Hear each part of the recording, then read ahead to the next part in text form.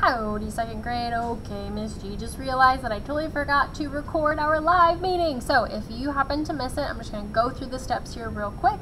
Or if you were on the meeting but you kind of want a refresher on what to do, I'm going to go ahead and record this video for you here real quick. Alright, so today we're going to work on drawing our stockings, and then next week we're going to add ourselves digitally. So here's what you're going to want to do.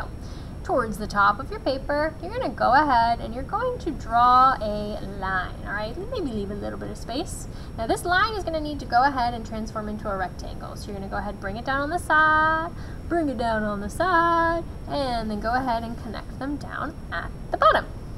Okay, cool. So we have the top of our stocking, but now what we need to do is we need to go ahead and draw a line down on the side like this. Now you can go ahead and bring it down, alright, towards the bottom of your paper, but leave a little bit of space because eventually you're going to be drawing a little curve. And we're going to go ahead and talk about that now.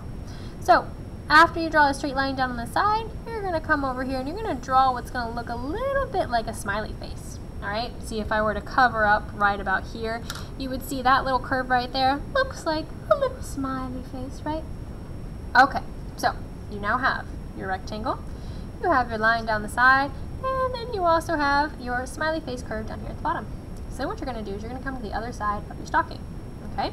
And you're going to go ahead and draw a line, but don't go all the way down to your paper. You're probably only going to want to go maybe about halfway or so down, and then we're going to want to turn this into a foot, okay? So we need to get a curve here, and then we got to curve them here. So I'm going to go ahead and I'm going to show you here how I can come and I can create a curve down here from the bottom, and then I can just connect them like that. Now what you could always do, I see that maybe I want to make my curve of my stocking a little bit bigger, so I could always erase that line and maybe make it a little bit wider, like that.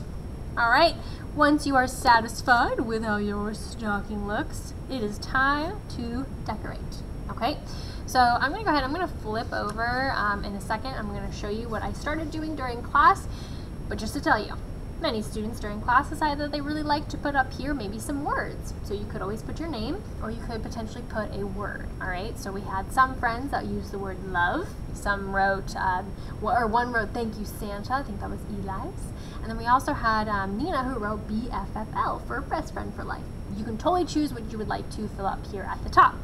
Alright, now for the inside of your stocking here, you can choose. You can use some line and shape patterns. We've worked with those before.